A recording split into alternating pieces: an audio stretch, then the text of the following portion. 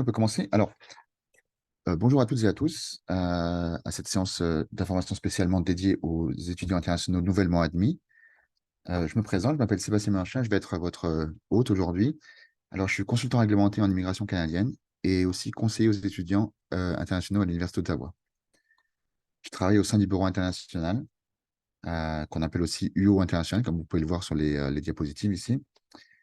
Je travaille avec quatre autres collègues qui sont aussi spécialistes en immigration, comme moi, mais aussi d'autres collègues qui spécialisent dans d'autres domaines variés. Et certains sont d'ailleurs aussi ici aujourd'hui pour vous parler. On va présenter ensemble les différents services qu'on propose ici à UOttawa, particulièrement au bureau international, pour justement les étudiants internationaux. Donc, sans plus attendre, c'est moi qui passe le temps, ok. Donc, sans plus attendre, on va passer à l'ordre du jour. Donc, je vais commencer par vous présenter rapidement euh, ce qui concerne les admissions à l'Université d'Ottawa. En particulier, on parlera évidemment des admissions pour la session d'hiver 2024. D'accord? Ensuite, toujours moi, je vous parlerai un peu de... Ensuite, donc toujours moi, je vous parlerai un peu de tout ce qui touche aux questions d'immigration, et en particulier tout ce qui vous concerne, vous, en tant qu'étudiant international. Dans une troisième partie, ma collègue Salma vous parlera, elle, du régime d'assurance maladie de l'université, qu'on appelle RAMU. Et ensuite, je passerai la parole à nos deux étudiants mentors internationaux et Stéphanie Achidoun qui vous parleront de tout ce qu'il faut savoir sur les prochaines étapes. Une fois que vous avez obtenu votre lettre d'admission, lettre d'introduction et que vous êtes prêt à partir au Canada, ils vont vous expliquer un peu comment préparer votre départ, à quoi s'attendre une fois sur place, etc. Et pour finir, on aura une période de questions pendant laquelle vous pourrez nous poser toutes les questions que vous pouvez avoir et on s'efforcera d'y répondre du mieux qu'on peut. D'accord? Alors, c'est parti. Souris. Voilà, donc les admissions. Euh, que faire quand vous recevez votre lettre d'admission? La première chose à faire, c'est que vous devez impérativement, et c'est très important, accepter l'offre d'admission avant la date qui est indiquée sur la lettre que vous allez recevoir de l'université. D'accord? Ça, c'est très important. Parce que si vous dépassez ce délai, vous ne pourrez plus être admis à cette session et il faudra redemander une admission pour une session euh, postérieure. Si vous êtes encore hésitant et si vous n'avez pas vraiment, si vous avez envie d'accepter l'offre ou si vous, pour quelle que soit la raison, si vous hésitez, acceptez-la quand même et inscrivez-vous à vos cours. Vous aurez toujours la possibilité de décliner l'offre plus tard si vous changez d'avis. D'accord? C'est toujours mieux c'est toujours mieux ça que de laisser traîner une offre et qu'elle dépasse la date limite et que vous ne pouvez plus y répondre. Pour les étudiants en master et en doctorat, donc les cycles supérieurs, vous pouvez consulter la liste des documents que vous devez soumettre sur votre portail étudiant via votre compte UOZone. Et voilà. En effet, il faut savoir que on va en parler tout à l'heure, mais il y a une différence au niveau des admissions entre le cycle supérieur et le cycle, enfin, les premiers cycles et les seconds cycles, d'accord? Tout ce qui est premier cycle, on a un bureau pour les admissions au premier cycle. Pour ce qui est des maîtrises et des doctorats, chaque faculté, et il y en a une dizaine en tout, il y en a 10 en tout, est responsable de l'admission de ses étudiants. Donc, si vous avez un problème avec l'admission et que vous êtes en cycle supérieur, en maîtrise ou en doctorat, contactez directement votre université, votre faculté si vous avez des questions. D'accord?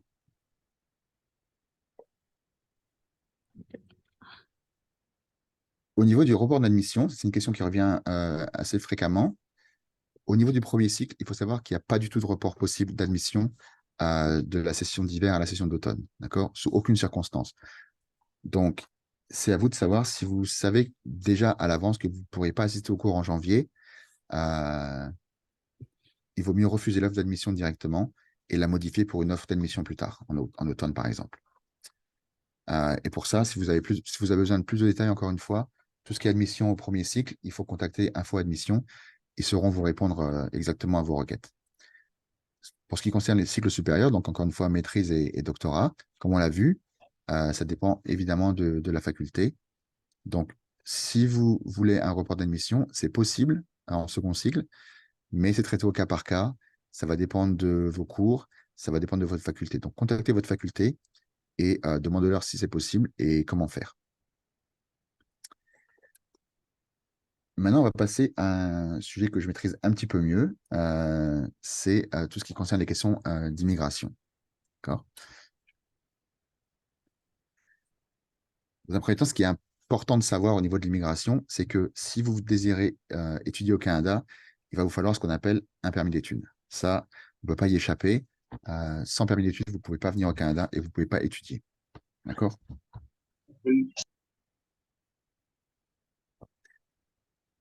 Euh, donc, on a fait une vidéo que vous pouvez trouver. Je pense vous aurez accès à la présentation. Donc, vous pourrez cliquer sur ce lien ici et vous pourrez voir comment on fait une demande de permis d'études. A priori, la plupart des personnes ici, j'imagine, ont déjà fait leur demande de permis d'études.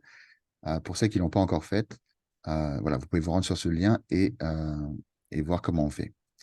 La demande de permis d'études se fait en ligne et il y a vraiment deux façons de faire une demande de permis d'études. Il y a ce qu'on appelle le compte sécurisé. Vous pouvez faire votre demande via ce qu'on appelle le compte sécurisé d'IRCC avec ce qu'on appelle une clé GC, GC pour Gouvernement du Canada, ou via le nouveau portail de l'IRCC qui a été mis récemment en place, qui permet de faire quasiment que ça, des demandes de permis d'études. Nous, vous allez voir si vous regardez la vidéo, nous, on privilégie surtout la première méthode, donc avec la clé GC, parce que c'est un compte qui va vous suivre un peu pendant tout votre parcours d'immigration. Vous pourrez faire votre demande de permis de travail post-diplôme là-dessus. Vous pourrez éventuellement faire votre demande de résidence permanente plus tard dessus. Donc, c'est bien d'avoir un compte et c'est bien de commencer à l'utiliser dès maintenant. Pour ceux qui auraient fait la demande via le nouveau portail, évidemment, c'est complètement valide. Les deux portails sont totalement valides, font la même chose. Il n'y a pas d'avantage d'utiliser l'un que l'autre. Et si vous avez des questions alors que vous avez utilisé le nouveau portail, évidemment, on sera là pour vous aider. Il n'y a pas de souci. Donc, la demande de permis de travail, ce qui est important, pardon, de permis d'études, ce qui est important à savoir, c'est qu'il faut vraiment ne pas attendre. Il faut faire votre demande de permis d'études le plus tôt possible. Dès que vous avez votre lettre d'admission de l'université, faites votre demande de permis d'études.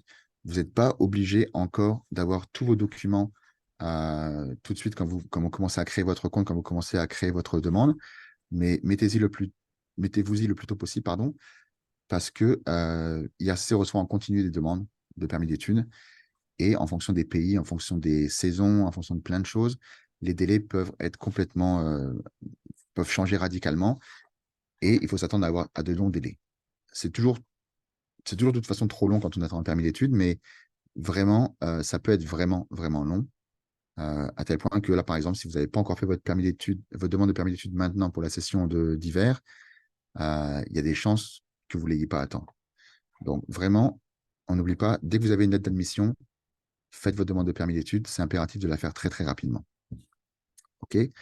En fonction du pays, de votre pays de résidence ou votre pays de citoyenneté, on va vous demander des documents additionnels par rapport aux documents standards qu'on demande un peu à tout le monde. Euh, Vous pourrez trouver ici sur le site, sur le lien que vous avez ici sur le transparent, vous pourrez voir la liste des documents que vous avez à soumettre en fonction de votre pays d'origine ou votre pays de citoyenneté. D'accord? Ces documents additionnels vont être placés dans ce qu'on appelle, dans la section qu'on appelle information sur le client.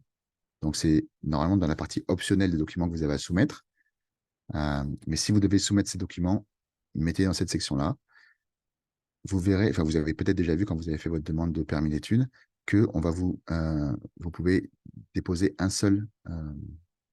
comment dire, un seul document à la fois. Donc, si vous avez plusieurs documents à déposer, il va falloir créer des PDF, les mettre, former un seul PDF avec tous ces PDF-là et les ajouter dans l'information du client. D'accord? Euh, Petit détail aussi, pour ceux qui n'ont pas encore fait leur demande de permis d'études, à partir du 1er décembre 2023, depuis le 1er décembre 2023, donc depuis quelques jours, IRCC a mis à jour son formulaire de demande de permis d'études depuis l'étranger. Donc, veillez à ce que vous ayez bien votre, votre formulaire à jour, d'accord, pour faire votre demande. Je fais une petite parenthèse ici pour parler de ce qu'on appelle le volet direct pour les études. Ça ne concerne pas tous les étudiants, ça concerne seulement les étudiants de pays désignés. Donc, on voit ici la liste des pays, Antigua, Barbade, Brésil, Chine, etc., Maroc, Pakistan. Si vous êtes un étudiant d'un de ces pays-là et que le volet direct vous intéresse, sachez qu'il est plus, comment dire, les restrictions sont les conditions sont plutôt assez strictes. Donc, vous devez, par exemple, vous acquitter de vos droits de scolarité pour la première année dès votre demande de permis d'études. D'accord? Et vous devez être sûr d'avoir vraiment tous les documents à l'appui de votre demande. Ils seront vraiment intransigeants sur le fait qu'il manque tel ou tel document. D'accord? L'avantage de passer par le volet direct, c'est que en théorie, et je dis bien en théorie seulement, euh, c'est censé être plus rapide. En réalité, des retours qu'on a, nous, des étudiants, c'est qu'en gros, une fois sur deux, ça ne change pas grand-chose de passer par le volet direct. Mais effectivement, pour l'autre fois sur deux, ça peut être traité, votre demande peut être traitée très, très rapidement en quelques jours seulement. Donc, réfléchissez-y. Si c'est quelque chose qui vous intéresse, vous pouvez le tenter. Ça pourrait vous permettre d'avoir votre permis d'études très rapidement. Ça pourrait être une bonne idée, par exemple, justement, si vous êtes dans le cas où euh, vous n'avez pas encore fait votre demande de permis d'études et qu'il reste un mois avant la session d'hiver et que vous êtes citoyen d'un de ces pays-là, ça peut être avantageux pour vous, on ne sait jamais. Au niveau des études en ligne, avec ou sans permis, donc, euh, ce que j'ai dit au début, c'est toujours vrai. Si vous voulez étudier au Canada, il faut un permis d'études. D'accord? On vous conseille de toujours faire les démarches pour une demande de permis d'études. En théorie, si jamais vous étudiez en ligne depuis l'étranger et que vous n'êtes pas physiquement au Canada, vous n'avez pas besoin de permis d'études.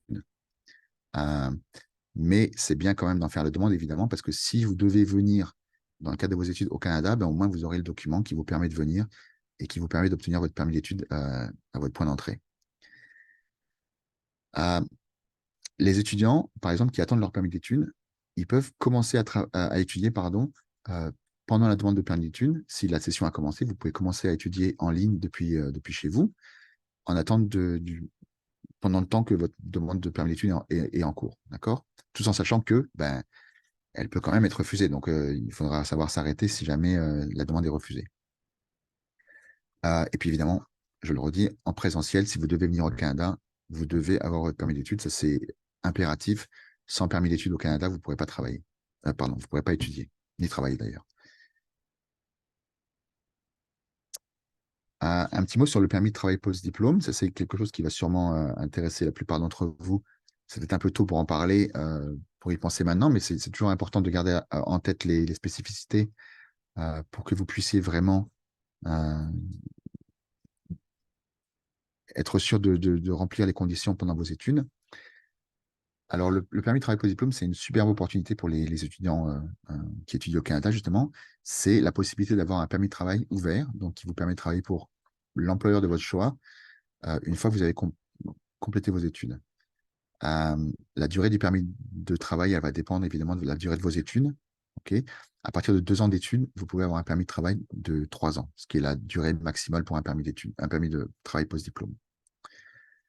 Une petite nouveauté pour cette session, justement, à partir de janvier 2024, les étudiants devront impérativement effectuer au moins 50% de leur programme en classe au Canada. Donc, sur votre programme d'études, si la moitié de votre programme d'études, vous ne la passez pas au Canada et pas en classe, vous ne serez pas éligible pour le permis de travail post-diplôme. D'accord? Et une autre nouveauté, c'est que le temps passé à étudier euh, à l'étranger sera déduit de la durée de de votre permis de travail post-diplôme. Je prends un exemple. Si vous avez un programme de 2 ans, donc 24 mois, mais que vous avez commencé à étudier en ligne depuis l'étranger parce que vous n'aviez pas encore votre permis d'études, par exemple, par exemple, disons 4 mois, cette période-là sera déduite de la durée de votre permis de travail post-diplôme. Donc, au lieu d'avoir 24 mois, donc c'est-à-dire les 3 ans de votre permis de travail post-diplôme, ce sera considéré comme un programme de 20 mois, et du coup, vous aurez a priori 20 mois de permis de travail post-diplôme au lieu de 3 ans. D'accord? Euh, Ça, je l'ai dit. Alors, ce qui est important surtout à garder en tête, et ça c'est important, c'est pour ça que j'en parle maintenant, dès maintenant pour le permis de travail post-diplôme, c'est que si vous voulez être admissible au permis de travail post-diplôme, il est important de conserver pendant toute vos scolarités un statut d'étudiant à temps plein. D'accord? Si vous étudiez à temps partiel pendant un trimestre, vous ne serez plus éligible au permis de travail post-diplôme. Ok. Et ça pendant chaque section académique de votre programme. D'accord? J'ai mis ici en gras section académique parce que ça va dépendre de votre cursus, évidemment. Par exemple, les sessions d'été, la plupart des sessions d'été ne sont pas obligatoires pour les premiers cycles. les étudiants de premier cycle. Vous pouvez étudier pendant le premier cycle, vous pouvez étudier pendant l'été quand vous êtes étudiant de premier cycle, mais la plupart du temps, c'est considéré comme une interruption des études, enfin comme un break, et du coup, ça compte pas. Donc, c'est pas grave si vous étudiez pas à temps plein pendant l'été. D'accord? Donc, renseignez-vous. Ça va évidemment dépendre de votre cursus, de votre scolarité. Renseignez-vous bien là-dessus. Donc, maintenez un statut d'étudiant à temps plein pendant toutes vos scolarités. La seule exception à cette règle, c'est la dernière session universitaire. Si vous finissez, je ne sais pas, par exemple, en- à l'automne 2025-2026, par exemple, et que c'est votre dernière session universitaire, cette session-là, vous pouvez la faire à mi-temps, ou à temps partiel en tout cas. D'accord? Donc, par exemple, si vous êtes en premier cycle et qu'il vous reste 7 cours à prendre, eh ben, si vous devez les diviser, divisez-les en 4 et 3 plutôt qu'en 3 et 4. D'accord? Que l'avant-dernier trimestre, vous faites 4 cours, donc temps plein, et le dernier trimestre, vous faites 3 cours, temps partiel. C'est OK, puisque c'est le dernier trimestre. D'accord? L'autre exception, c'est si vous prenez des congés d'études, si vous avez une bonne raison pour laquelle vous devez vous interrompre vos études, par exemple un problème de santé, un problème familial, ces choses-là que vous pouvez le justifier évidemment, le temps que vous n'étudiez pas, enfin la session pendant laquelle vous n'étudiez pas, elle ne sera pas comptée. Donc ça n'affectera pas votre permis de travail post-diplôme. Maintenant, la question qui fâche, c'est évidemment le refus éventuel d'une demande de permis d'études. Personne ne peut vous garantir que votre permis d'études votre demande va être acceptée. Même si la demande, a priori, est bien faite, il y a des demandes qu'on a fait avec des étudiants ici qui ont quand même été refusées. Voilà. On ne peut jamais prédire que la demande va être acceptée ou refusée. Donc, ce qu'il faut faire, évidemment, c'est qu'il faut faire le mieux possible. Mais si jamais vous êtes face à un refus de permis d'études, consultez notre foire aux questions. On a pas mal de ressources dessus qui pourront vous aider à vous montrer la marche à suivre en cas de refus, qu'est-ce qu'il faut faire, qu'est-ce qu'il ne faut pas faire, etc. Euh, Sachez que les refus, ça peut être des choses complètement objectives par rapport à votre demande. Par exemple, vous avez oublié un document, il y a un problème, par exemple, au niveau de votre preuve de capacité financière, ça arrive souvent aussi, mais ça peut être aussi des choses complètement subjectives, comme, et c'est assez souvent qu'on voit ça, la raison du refus la plus courante en général, c'est nous ne sommes pas satisfaits pardon, que vous allez quitter le Canada après votre période de séjour autorisée. Donc ça, c'est difficile à justifier justement, parce que la plupart du temps, ben, les gens veulent continuer au Canada, veulent enchaîner sur un permis de travail post-diplôme, etc., etc. Donc c'est pour ça que je conseille toujours aux gens, même si c'est optionnel, de faire ce qu'on appelle un plan d'études, une lettre détaillée qui explique pourquoi vous voulez étudier à l'université, euh, qu'est-ce que vous voulez faire après vos études, etc., etc. D'accord?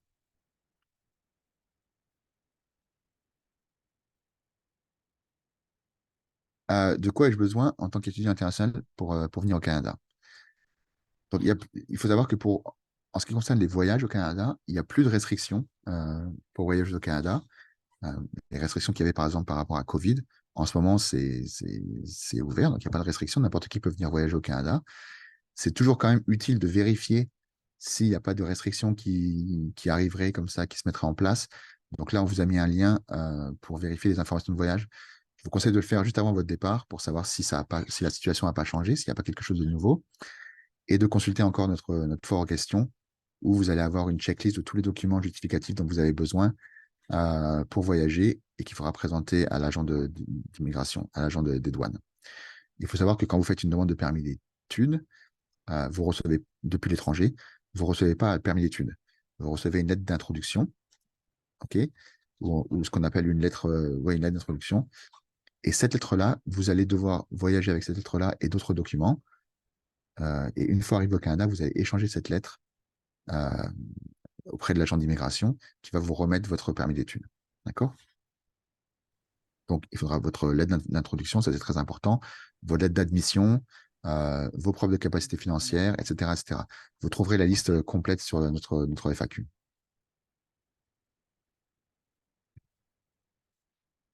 Alors, quand voyager au Canada, là non plus, il n'y a pas tellement de règles pour le voyage au Canada. La règle principale, et ce qu'on vous conseille, c'est de ne pas voyager avant que vous ayez reçu votre lettre d'introduction. D'accord?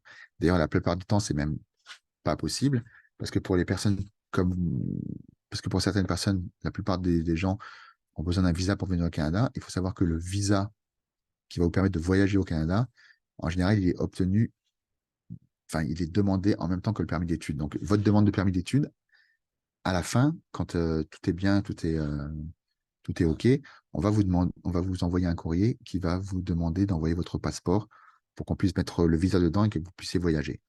Donc, si vous n'avez pas votre lettre d'introduction, il y a des chances que vous n'ayez pas non plus votre visa. Donc, de toute façon, vous ne pourriez pas voyager. Donc, c'est ce que je dis, c'est essayer d'attendre d'avoir votre lettre d'introduction pour pouvoir voyager. Euh, voilà.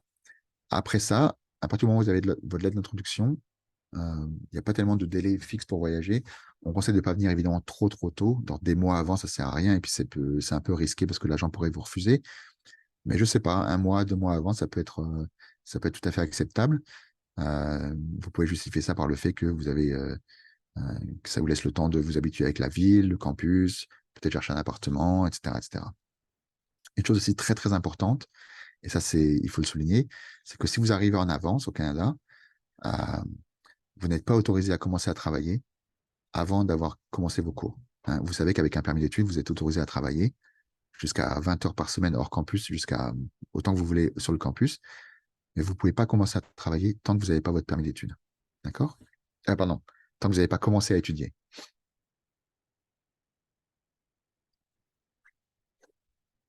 Ça, c'est une question qu'on a beaucoup en ce moment. C'est que se passe-t-il si jamais, j'attends toujours une réponse et que la session approche ou commence.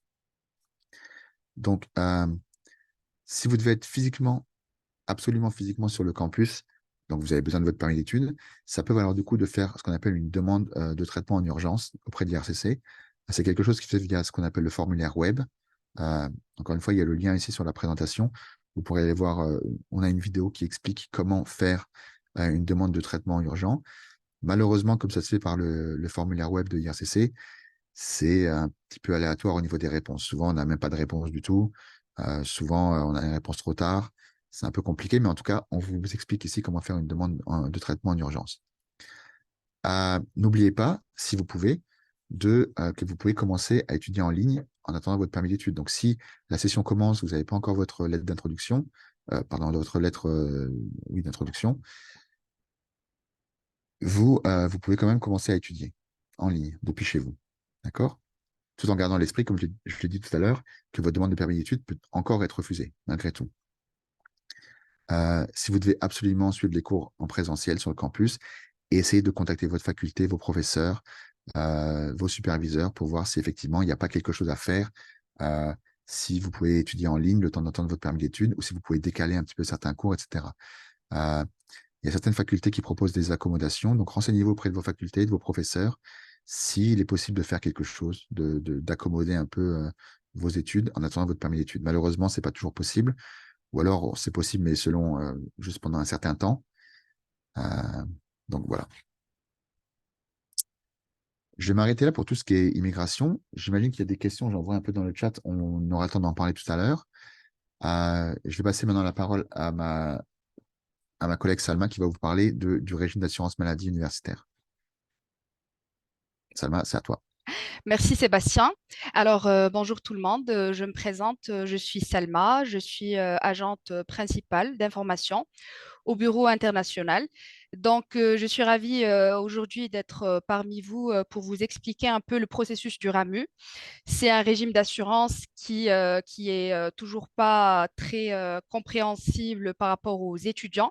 Donc, je suis là pour vous donner toutes les explications nécessaires. Et si vous avez des questions, vous pouvez écrire sur le chat, comme a dit mon collègue Adina. Et après, par la suite, à la fin de la séance, on va répondre à toutes vos questions. D'accord? Donc, je commence. Donc, avant de commencer et d'expliquer exactement le RAMU, j'aimerais faire une petite précision. Si jamais durant la présentation, je parle de RAMU ou UHIP, c'est la même chose. Donc, parce qu'il y a beaucoup d'étudiants qui me posent des questions dans des mails. Donc, UHIP, c'est la même chose. UHIP, c'est en anglais, RAMU, c'est en français. Donc, le RAMU, c'est le régime d'assurance maladie universitaire. Donc ici au Canada, les étudiants internationaux doivent savoir que toute personne au Canada doit être absolument couverte par une assurance santé. Donc une assurance santé qui couvre les soins vraiment de santé qui sont basiques, à savoir les services hospitaliers, les services de médecins, les interventions chirurgicales et les tests médicaux, les tests de sang. Donc, le régime d'assurance maladie universitaire, il est géré par le Bureau international.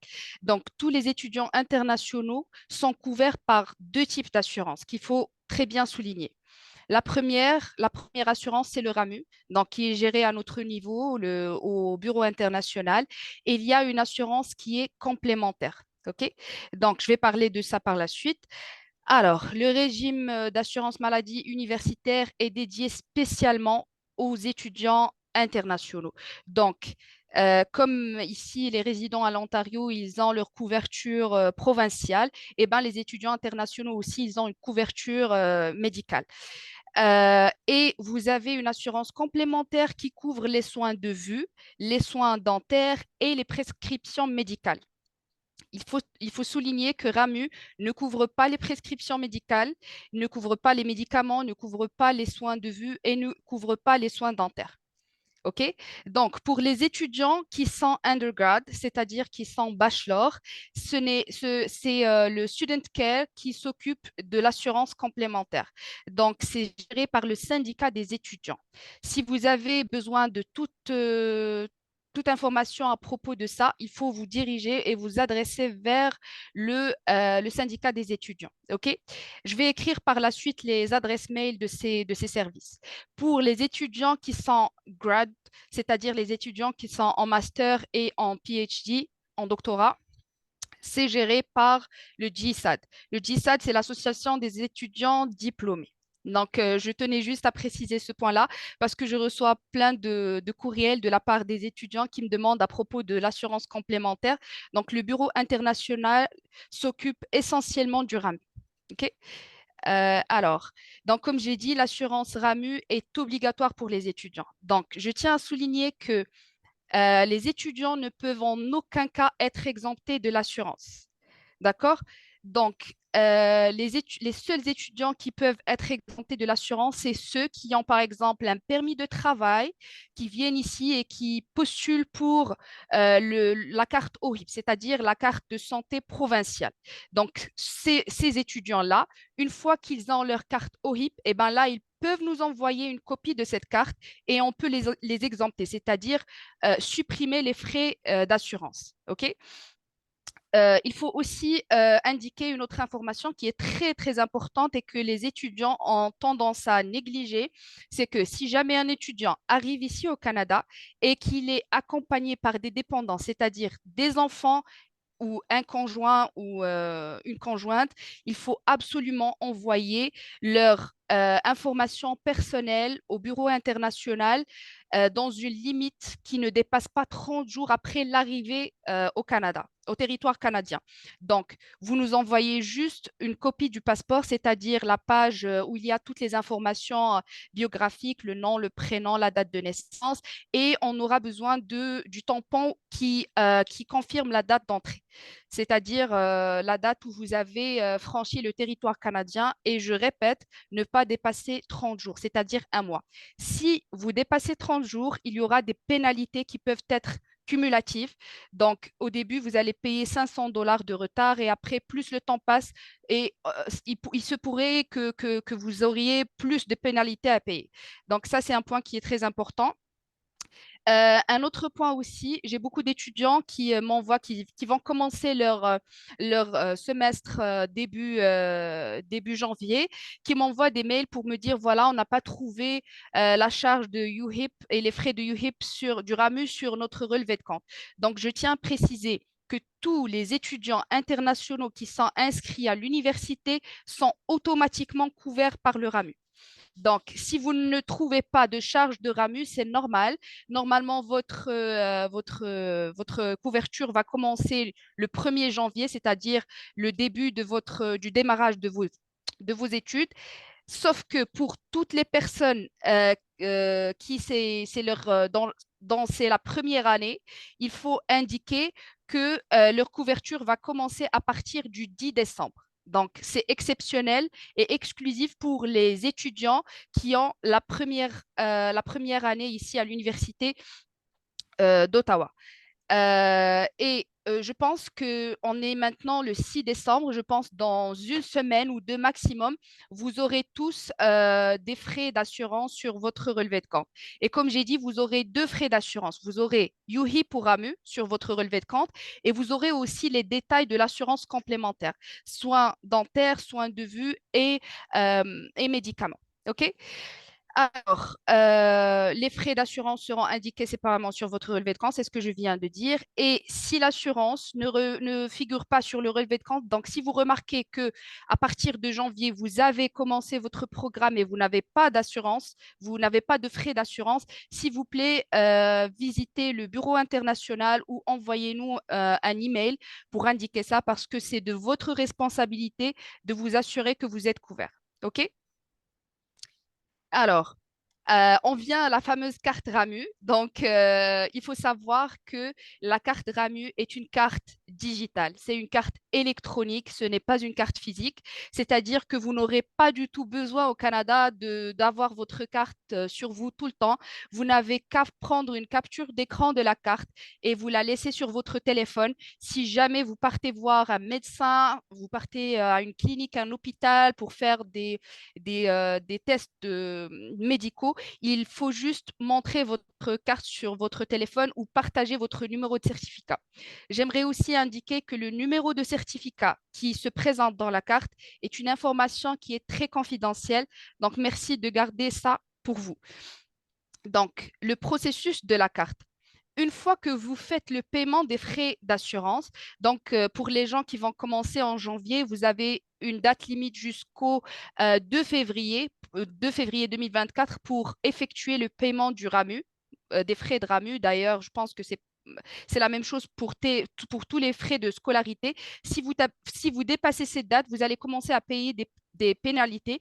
Donc, une fois que vous faites le paiement, quelle que soit la méthode de paiement que vous faites, il faut attendre que l'université reçoive le paiement.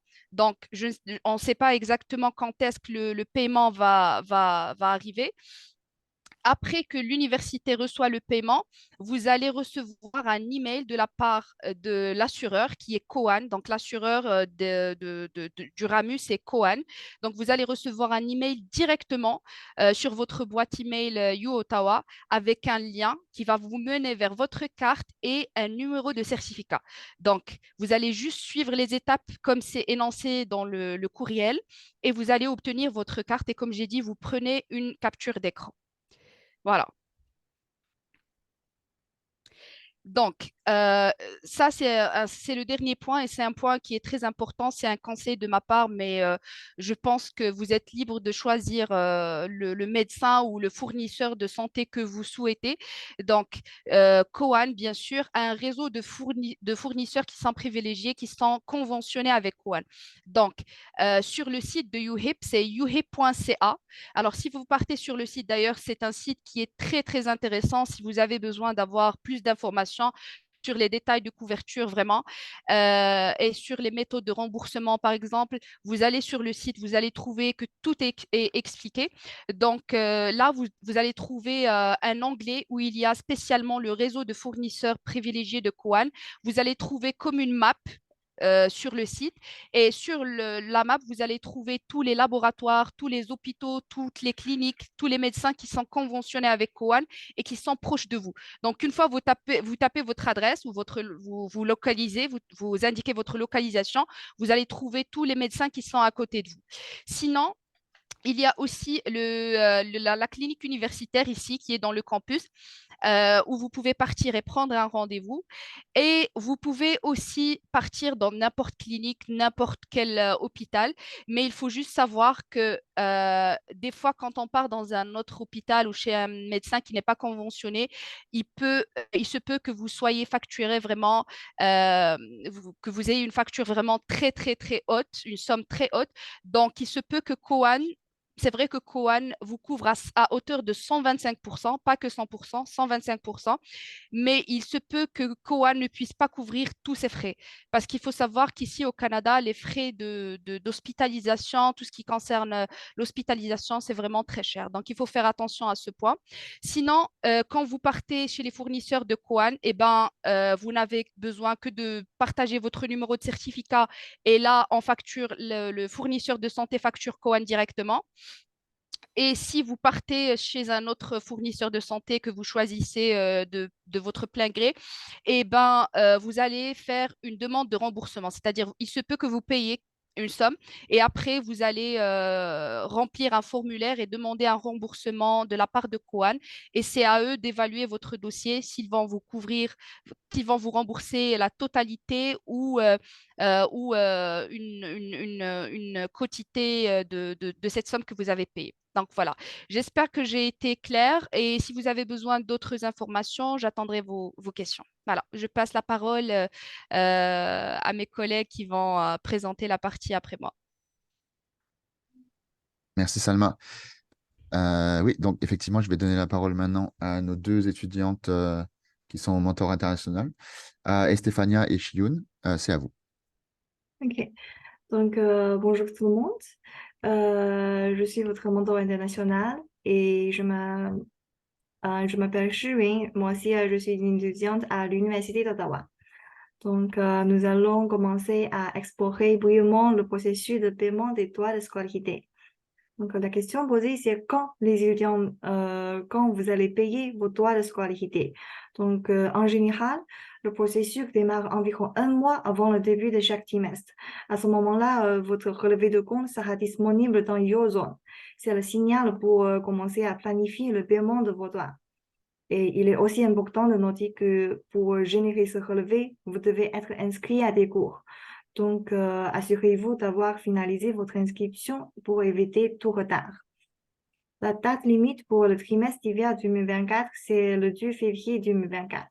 Donc, je vous recommande fortement de marquer cette date dans votre calendrier. C'est la limite pour effectuer le paiement. Et passons maintenant au mode de paiement pour vos droits universitaires.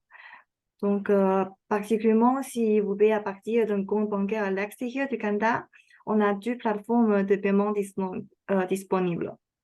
Et donc, le premier, ce sont les services de paiement destinés aux étudiants étrangers CIBC. Et le deuxième, c'est Converha. Si vous vous trouvez hors du Canada, ces deux options offrent de manière sécurisée et rapide de régler vos frais. Et aussi, vous avez la flexibilité de payer dans la devise de votre choix, même si les frais sont facturés en dollars canadiens.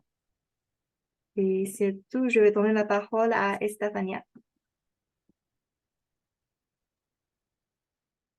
Donc, bonjour, je suis aussi une mentor internationale et aujourd'hui, je vais vous donner quelques conseils pratiques sur ce que vous pouvez acheter ici et ce que vous devez importer, quelques informations importantes sur laquelle et les installations. Tout d'abord, au Canada, vous trouvez une variété d'articles essentiels que vous pouvez acheter.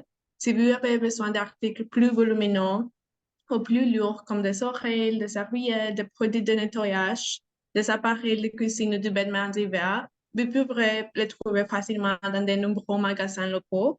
Donc, il n'est donc pas nécessaire de les apporter avec vous. Et maintenant, pour parler de ce que vous devrez apporter. Donc, assurez-vous d'avoir avec vous les documents requis pour votre entrée au Canada. N'oubliez pas vos médicaments pour les affections courantes et veillez à avoir une lettre de médecin ainsi que les emballages d'origine du médicament.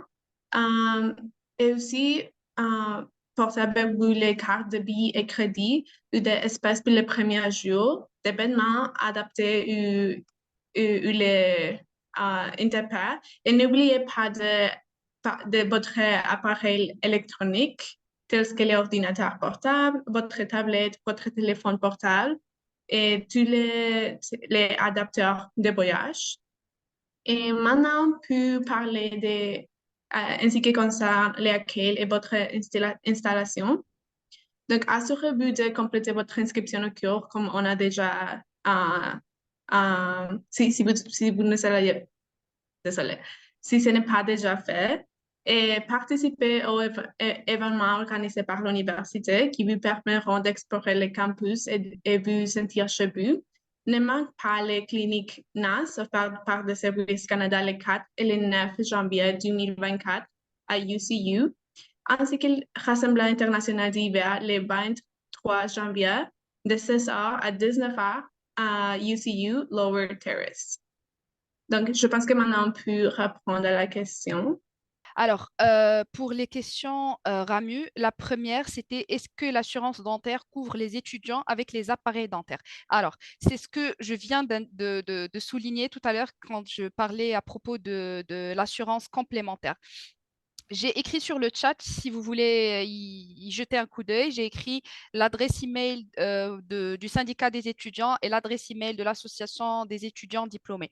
Alors, s'il vous plaît, pour toutes les questions qui concernent l'assurance complémentaire, que ce soit les soins de vue, les soins dentaires et les médicaments, veuillez vous adresser vers eux. Ils seront plus capables de vous donner des détails, des informations, parce que je l'indique une autre fois, le bureau international ne gère que le RAMU.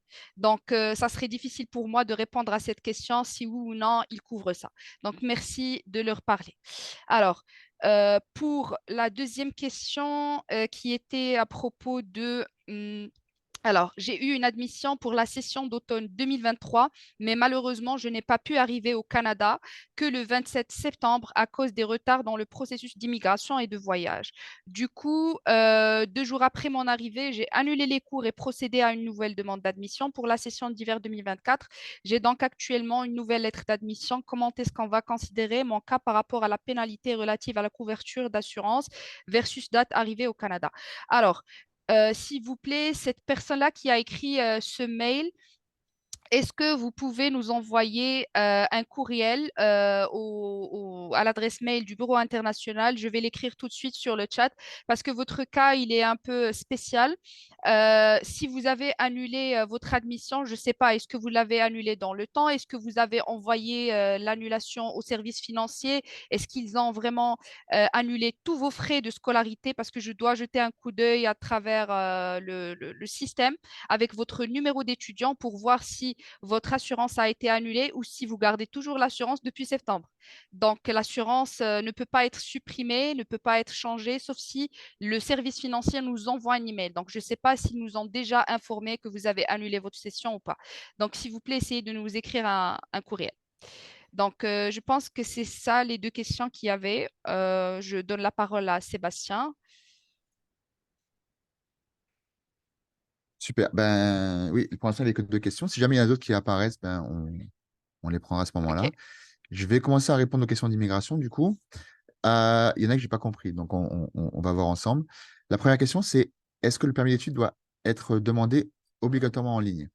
Alors oui, contrairement au permis de travail, où on peut faire une demande à un point d'entrée, par exemple, en entrant directement au Canada, les demandes de permis d'études doivent être faites obligatoirement en ligne. Les seules personnes qui peuvent faire une demande de permis d'études à un point d'entrée, donc c'est-à-dire à la frontière, sont les résidents et les citoyens américains, et les résidents du Groenland et les résidents de Saint-Pierre-et-Miquelon. C'est les seules personnes qui sont autorisées à faire une demande de permis d'études à la frontière. Toutes les autres personnes, donc là je vois que vous êtes du Rwanda par exemple, toutes les autres personnes doivent faire leur demande de permis d'études en ligne. D'accord? Même si elles sont au Canada d'ailleurs. Celle-là, je ne l'ai pas comprise vraiment. Le délai maximum pour les retards de la session d'hiver, c'est quand? Je sais, est-ce que la personne qui a écrit ça peut préciser la question? La session d'hiver, elle commence les dates officielles, c'est dès le 1er janvier. Hein.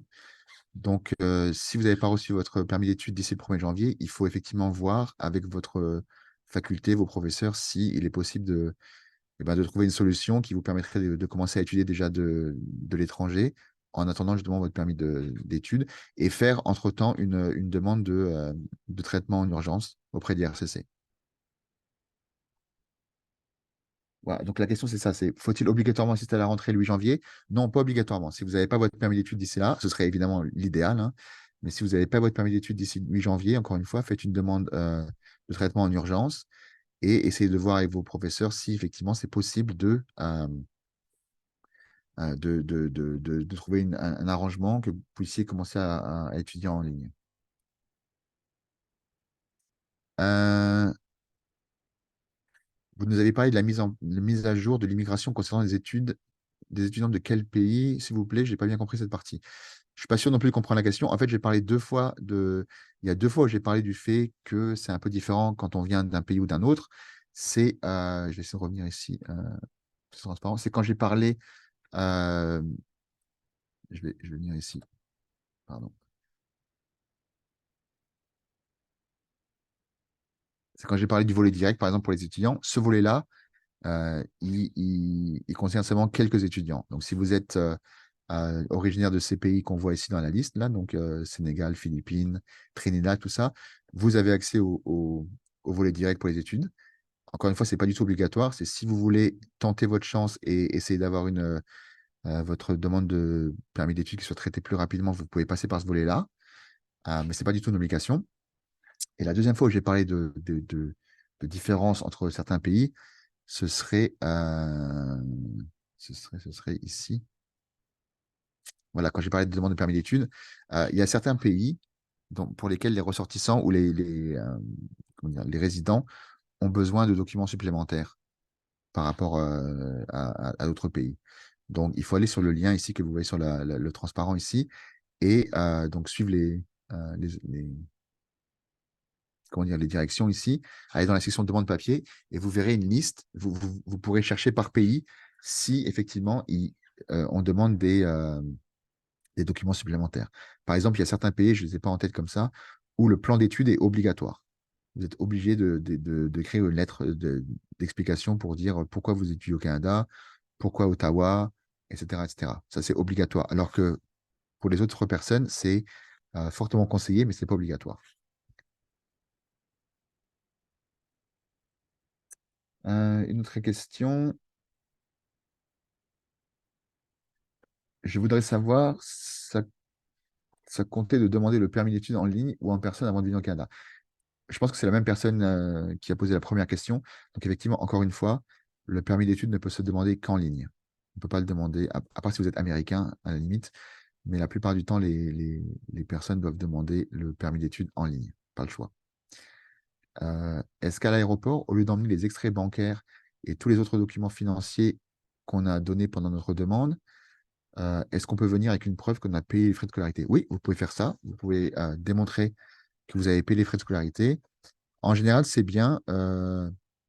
C'est une règle générale, hein. Le mieux, encore une fois, c'est d'aller sur notre foire aux questions pour avoir la liste exacte de documents qu'on vous conseille de prendre avec vous. Mais en général, grosso modo, ce qu'il faut faire, c'est prendre tous les documents que vous avez utilisés pour votre demande en ligne, les avoir avec vous dans un classeur, c'est-à-dire vos lettres d'admission, vos preuves de capacité financière. Donc là, si effectivement la situation a changé entre la demande et l'arrivée, que vous avez effectivement déjà payé vos cours, vous pouvez venir avec la facture qui démontre que vous avez effectivement payé vos cours.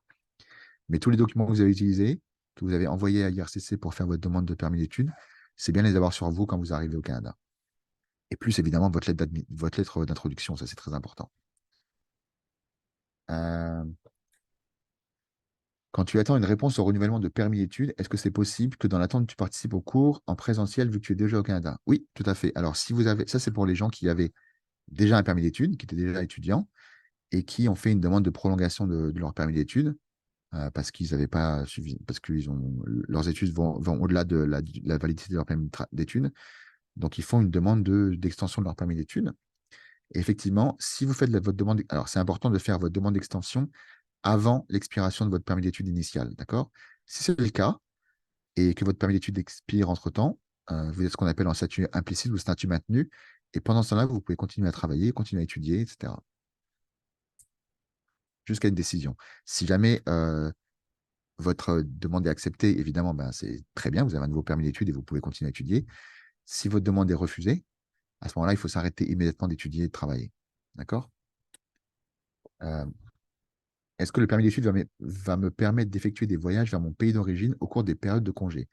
Alors oui, oui et non. En fait, ce n'est pas le permis d'études qui vous permet de voyager, hein. On l'a vu tout à l'heure, le permis d'études, ça vous donne juste le statut d'étudiant. Ça vous permet d'étudier au Canada, mais ça ne vous permet pas de voyager en soi. Ce qui vous permet de voyager, c'est le visa. Ça arrive, par exemple, et ça pourra vous arriver peut-être un peu plus tard dans votre cursus, que vous ayez un permis d'études complètement valide parce que vous avez fait une prolongation, par exemple, mais que votre visa, donc c'est-à-dire le- l'autocollant qui est dans votre passeport, le visa, est expiré. Donc vous avez un permis d'études valide, mais pas un visa valide. Dans ce cas-là, vous ne pouvez pas voyager. C'est vraiment le visa qui vous permet de voyager, d'accord? Mais effectivement, avec un permis d'études, vous pouvez très bien, et un visa valide, évidemment, vous pouvez rentrer et sortir autant de fois que vous voulez, il n'y a pas de souci. Euh, Quelle est la date limite à laquelle on peut arriver au Canada si notre rentrée est le 8 janvier? Comme je l'ai dit tout à l'heure, il n'y a pas vraiment de date. La date limite, je veux dire, après le 8 janvier, bah, ça va dépendre vraiment de ce que les facultés peuvent faire pour vous. Donc, il faut les contacter, voir avec eux. Je sais que pour la session d'automne, par exemple, il y avait des facultés qui donnaient un certain nombre de jours, qui donnaient une date butoir, d'autres qui essayaient d'accommoder au maximum des cours en ligne. Donc, vraiment, ça va dépendre vraiment de vos cours, de vos professeurs, de vos facultés. Contactez-les, demandez-leur. Ils peuvent vous donner une date, ils peuvent dire, ben, tu peux venir jusqu'au, je sais pas, 15-20 janvier, par exemple. Ou alors, ils peuvent essayer de voir avec vous si vous pouvez transférer certains cours en ligne, par exemple. Si la question, c'était de savoir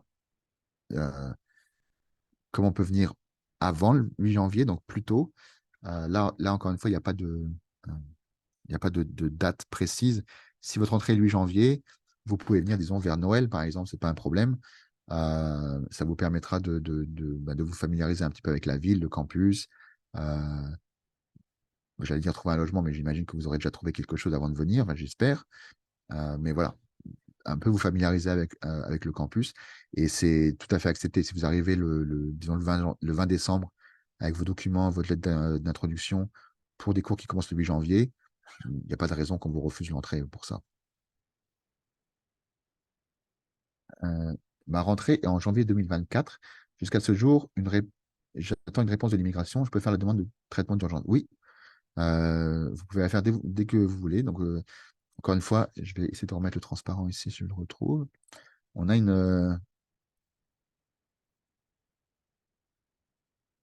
on a une vidéo qui explique comment faire une demande de traitement en urgence. Donc, ça se passe par ce qu'on appelle le formulaire web de l'IRCC. Vous devez rentrer vos renseignements personnels, le numéro de la demande, etc. Et vous indiquez dans le mail que vous avez écrit. Finalement, c'est un email seulement que vous envoyez à RCC. Vous indiquez dans l'email urgent, etc., traitement en urgence. Encore une fois, malheureusement, le formulaire web, c'est un petit peu comme un espèce de trou noir. On ne sait jamais si on va avoir une réponse, quand on va avoir une réponse, si ça va prendre du temps, etc. Mais il faut le faire. Ça ne mange pas de pain de le faire. Ça peut vous aider. Voilà. Si votre demande traîne un petit peu, faites ça. Et commencez à vous préparer à demander à vos professeurs, à votre faculté, si jamais il y avait quelque chose que vous pouvez faire pour commencer vos cours de l'étranger. Alors, dernière question pour l'instant. Je me suis inscrit dans 2 universités. J'ai reçu l'aide d'admission à Ottawa à la fin du processus d'immigration que j'ai entamé avec l'admission de l'autre université. Si je veux venir à Ottawa, quelle est la procédure? Alors, techniquement, normalement, si vous n'êtes pas encore au Canada, vous devriez refaire une demande. Vous avez votre lettre d'admission. Il faudrait refaire une demande de permis d'études pour Ottawa. Donc, refaire une demande de permis d'études. Ça, c'est ce qu'il faut faire en théorie depuis l'extérieur et je vous pousse à faire ça. Mais il y a beaucoup d'étudiants qui font ça aussi. Ce n'est pas ce que je vous conseille de faire, mais ça fonctionne et ça peut marcher. C'est de venir au Canada, obtenir votre permis d'études pour l'université et pour l'autre école. D'accord? Et une fois au Canada, si vous avez un permis d'études pour une autre école, vous pouvez tout à fait étudier dans une autre école. Donc, à l'Université d'Ottawa, par exemple, il suffira sur votre compte IRCC de changer. Il y a un espace pour changer qui dit étudiant, modifier votre établissement. Donc, vous pouvez rentrer là et dire, bah voilà, j'ai changé d'établissement. J'ai un permis d'études valide et je change d'établissement. Mais normalement, techniquement, si vous êtes encore à l'extérieur du Canada, vous devez faire une nouvelle demande de permis d'études. Voilà, ça conclut les questions d'immigration pour le moment. Il y en a peut-être d'autres qui vont arriver. Je vais donner la parole au mentor peut-être pour les autres questions. Donc, bonjour. Je vois la première question, c'est j'ai mon admission et j'essaie de m'inscrire à mes cours, mais j'ai quelques soucis pour m'y inscrire. Donc, c'est bon, vous avez votre admission. Donc, normalement, on a une séquence de cours pour les programmes spécifiques. Donc, vous mettez votre séquence du cours à côté et vous allez dans le YouZone, dans l'application et vous cliquez sur l'inscription et vous allez voir ben, les comme vous pouvez comme inscrire à votre cours. Si jamais vous avez des questions, vous pouvez contacter votre faculté pour vous aider à t'inscrire à des cours. Sinon, si comme vous trouvez que vous n'êtes pas familier avec les facultés, vous pouvez toujours nous contacter.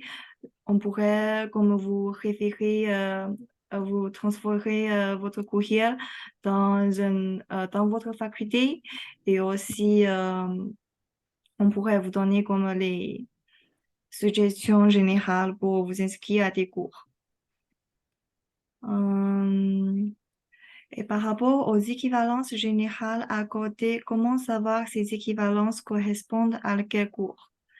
Donc, c'est toujours les cours, les questions pour les inscriptions. Donc, je vous recommande fortement de contacter votre faculté si vous avez des questions spécifiques pour les séquences de cours, les équivalences, les prérequis. Donc, ils sont les spécialistes pour vous régler les problèmes comme ça. Donc, voulant m'inscrire au cours, j'ai constaté que le cours proposé pour le trimestre d'hiver 2024 demande en préalable le cours du trimestre d'automne 2023, alors que les cours du trimestre d'automne ne sont plus disponibles. Que faire? Donc, ce que je vous recommande, c'est que vous pouvez faire une petite flexibilité. Vous pouvez changer la séquence du cours un petit peu. Peut-être vous pouvez choisir quelques cours optionnels en hiver et après vous reprendre les cours de première année en été ou en automne prochain. C'est ce que je recommande. Sinon, vous pouvez toujours contacter à votre faculté pour voir, il y en a d'autres options ou d'autres façons de faire ça.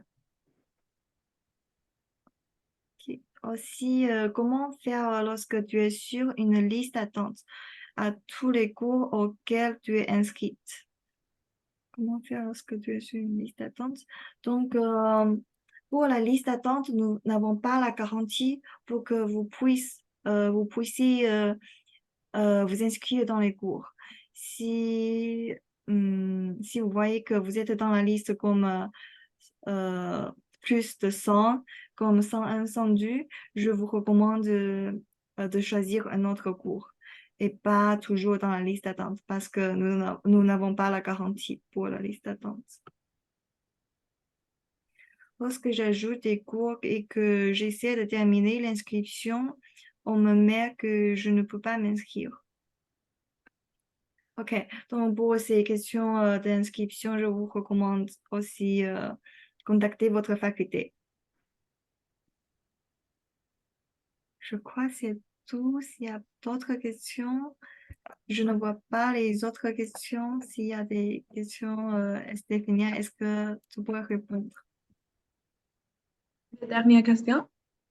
Euh, Dans mon écran, j'ai juste ces questions. Je crois que c'est tout. Je ne sais pas si... Je pense que c'est tout, mais je voudrais ajouter que si tu es dans la liste d'attente, vous pouvez aussi contacter la faculté et parler de votre problème.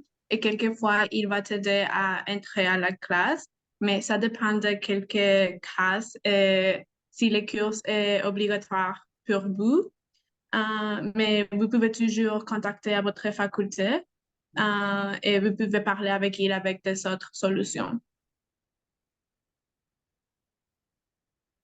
Mais non, je pense que c'est tout. J'ai une dernière remarque pour tous les étudiants qui demandent les adresses mail de leur faculté. S'il vous plaît, vous tapez sur Google le nom de votre Je pense qu'on ne t'entend pas, Salma. Pardon. Pardon. Alors, je disais, pour tous les étudiants qui demandent l'adresse mail de leur faculté, je vous conseille de faire les étapes suivantes. Je ne sais pas c'est quoi le nom de votre faculté. Par exemple, pour la personne qui vient de me demander c'est quoi le mail de la faculté des sciences sociales, vous tapez sur Google, par exemple, faculté sciences sociales, U Ottawa. Vous allez cliquer sur le premier lien, vous descendez vraiment en bas de page, vous allez trouver le numéro de téléphone, l'adresse mail, l'adresse où se trouve la faculté, vraiment tous les détails. Donc, dans n'importe quelle coordonnée de n'importe quelle faculté ici à l'Université d'Ottawa. Donc voilà, c'est ça.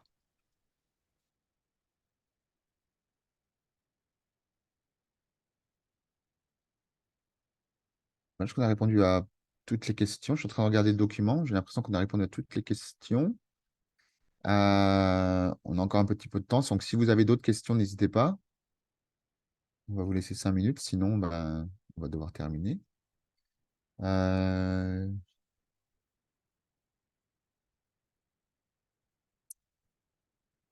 Il y a une question là, je ne sais pas qui veut répondre. Quelle est la date limite pour l'inscription des cours pour la session d'hiver?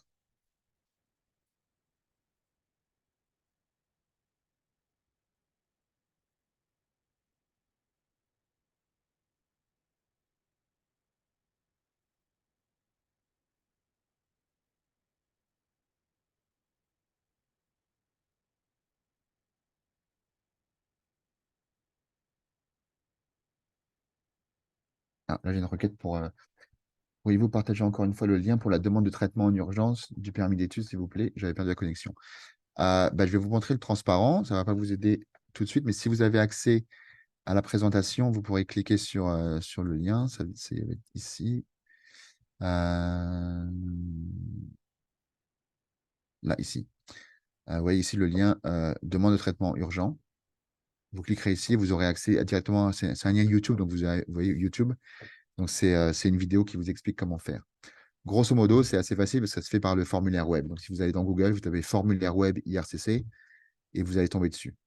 Mais la vidéo vous explique exactement comment faire ça et quel type d'informations il faut mettre, comment rédiger votre message aussi, c'est important. Donc, je vous conseille quand même de regarder la vidéo, mais vous pouvez le faire aussi vous-même en allant directement sur le formulaire web de IRCC.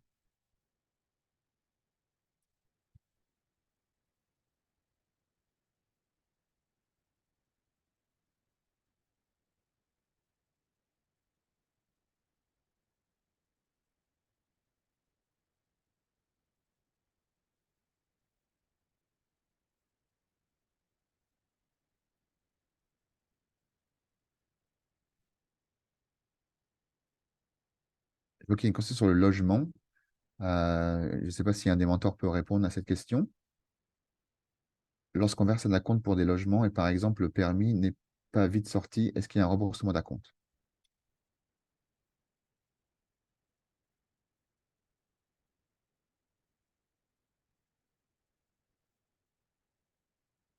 Est-ce que vous voyez la question, les mentors?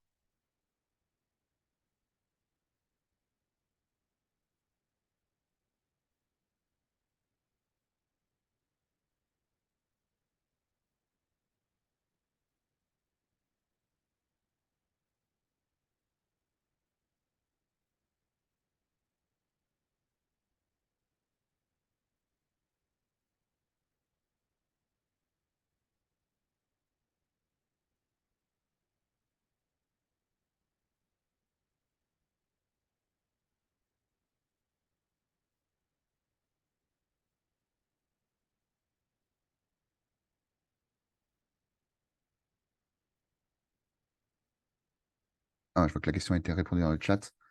Donc, super. Je vais voir s'il y a encore d'autres questions en bas.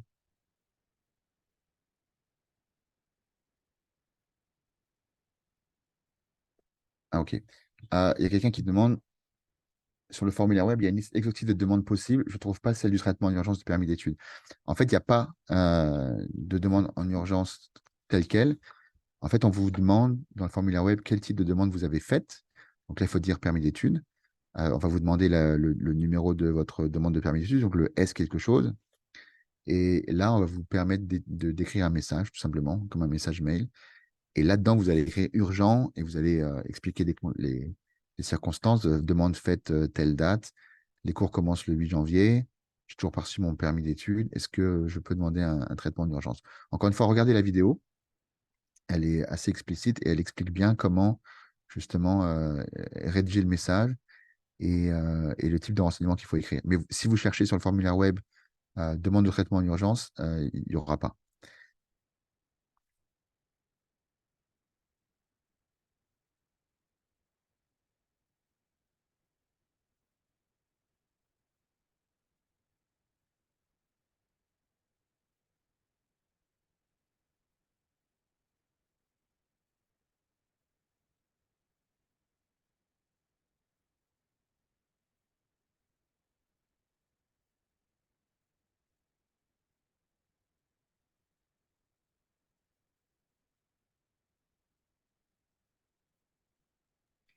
Alors, Sébastien, j'aimerais partager le lien, je vais le partager sur le chat du formulaire de remboursement, de demande de remboursement. Donc, si vous partez chez un médecin, une clinique, un hôpital, un laboratoire d'analyses médicaux, si vous partez chez un fournisseur de santé qui n'est pas conventionné avec Coan, il serait bien de prendre avec vous le formulaire, comme ça. On vous le remplit, comme ça vous ne faites pas le trajet deux fois.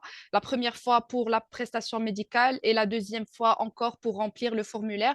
Donc, une fois ce formulaire il est rempli par le fournisseur de santé, vous allez l'envoyer directement à Coan, pas à l'université, mais à Coan. C'est l'assureur qui va vous rembourser et vous allez suivre votre dossier en ligne.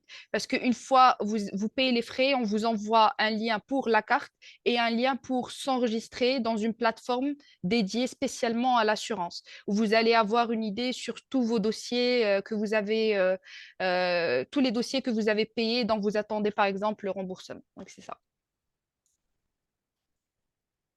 Super, parfait. Mhm. Moi, je vais poster le lien vers la vidéo justement de comment faire une demande de traitement en urgence. Je la mets dans le chat, voilà, maintenant.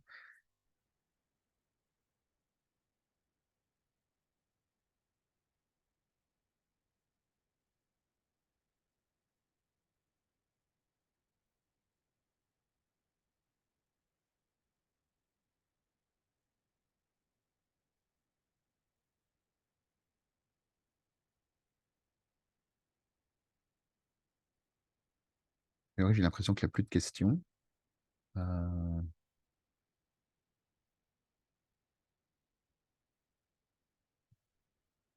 je vais laisser peut-être encore une minute ou deux. S'il y a des gens qui ont une question, n'hésitez pas. Après, on va peut-être en rester là, du coup.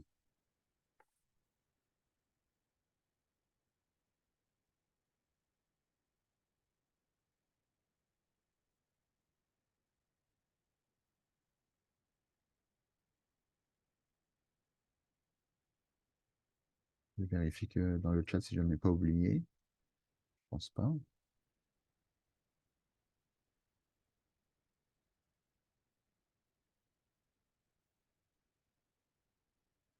Bon, donc je pense qu'on va en rester là, Dina. Une question qui vient d'arriver. Ça c'est une question pour les mentors. Quelqu'un qui voudrait savoir si le 8 janvier, il y aura des activités qui seront prévues.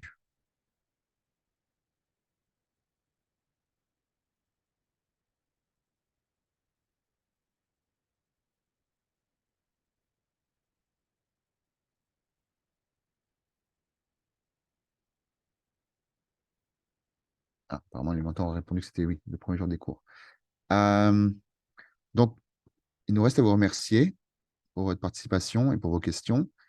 Euh, voilà, on va en rester là, je pense. Je pense qu'on a fini, on a répondu à toutes les questions qu'on pouvait répondre. Je vois encore des questions qui arrivent, donc je vais peut-être laisser les gens répondre. Euh, Est-ce qu'on répond du coup dans le... Parce que je vois qu'il y a beaucoup de gens qui répondent dans le chat. Est-ce qu'on répond dans le chat ou est-ce qu'on répond directement ici? Quelqu'un veut prendre la question, par exemple?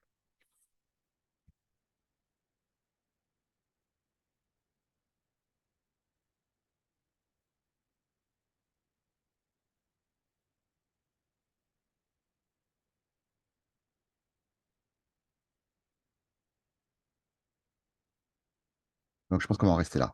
On a partagé dans le chat, alors pas tous en même temps, mais on a partagé dans le chat nos adresses respectives. Donc, vous avez l'adresse pour contacter les mentors, l'adresse pour contacter le service d'immigration, l'adresse pour tout ce qui est assurance médicale.